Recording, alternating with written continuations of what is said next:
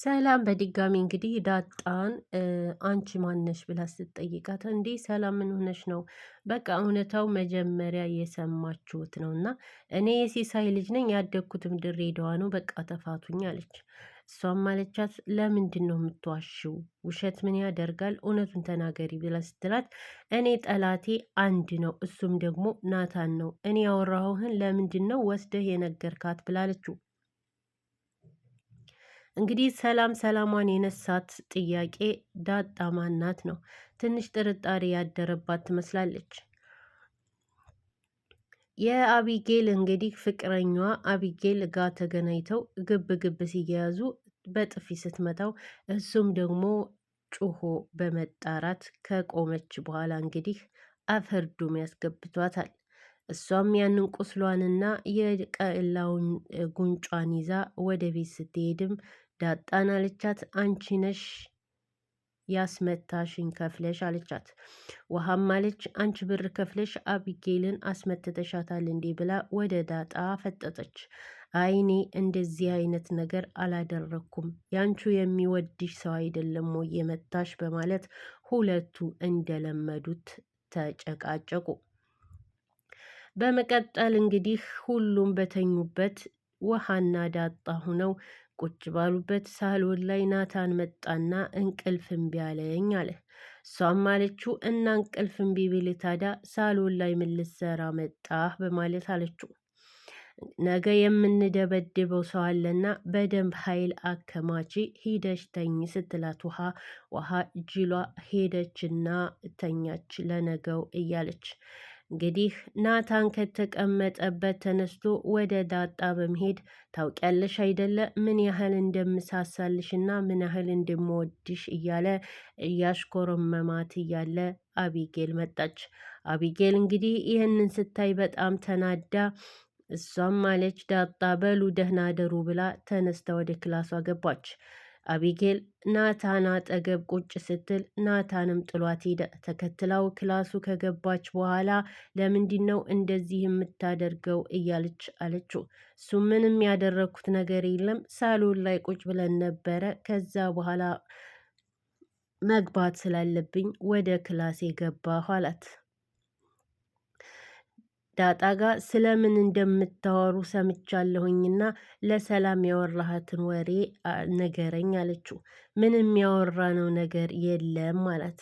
ሁላችሁም ለምንድን ነው እኔን የምታገሉኝና የምትደብቁኝ ስትለው ምንም ያወራነውና የደበቅንሽ ነገር የለም አትነግረኝም ወይ ስትለው እነግርሽ ነበረ ግን ደግሞ ምንም የተወራ ነገር ስለሌለ ምን ልንገርሽ ሲላት ተናዳ ሄደች። እንግዲህ በዝም መካከል ዳጣና ናታን ዳጣ አለችው እንዴት ነው ያ ልጅ ሲመታት አንተ ዝም ብለህ የምታየው?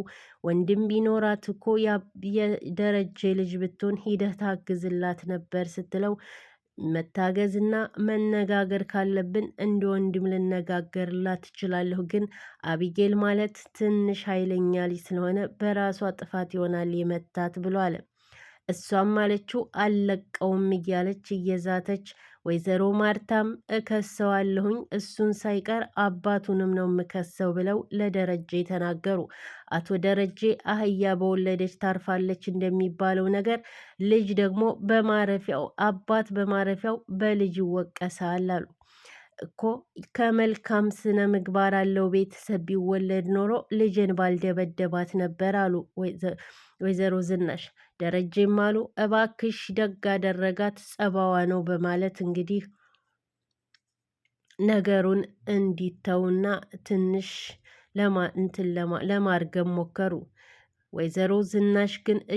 ወይዘሮ ማርታ ግን እጅግ በጣም ተናዳ ነበርና ጠብቅ እኔ እከሰዋለሁኝ ደግሞም አሳስረዋለሁ አሉ።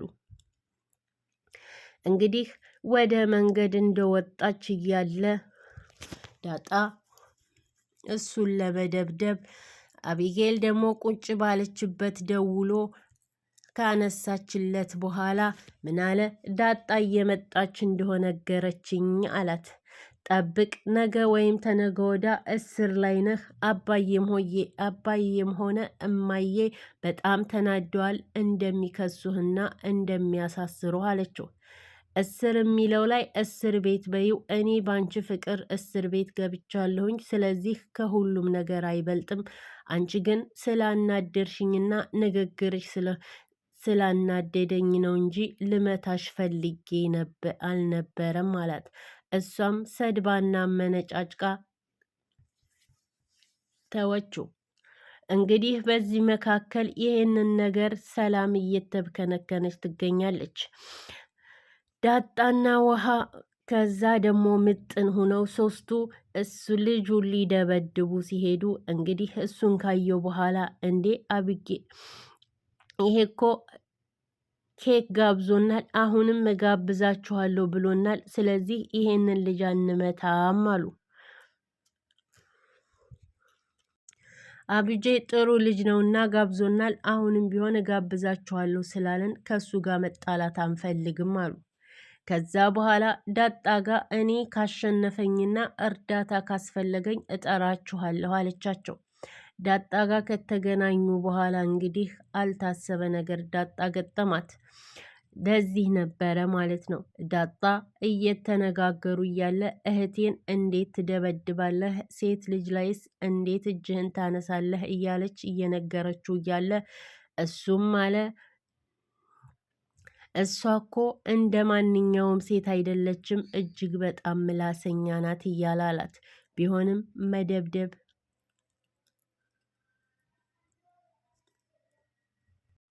መደብደብ የለብህም ነበር፣ ግጠም እንግጠም ከተባባሉ በኋላ እንግዲህ ቢላ ሲያወጣባት አረ ያራድዬ ልጅ እነዚህ ልጆች ፈሪ እንደሆንኩ ስለማያውቁ ልነጋገርና አንተ ሩጥልኝ እኔ ልከተልህ በማለት በከተመኛ አማርኛ ከተነጋገሩ በኋላ እንግዲህ ይህንን ሂሳብ በኋላ እናወራርዳለን አላት።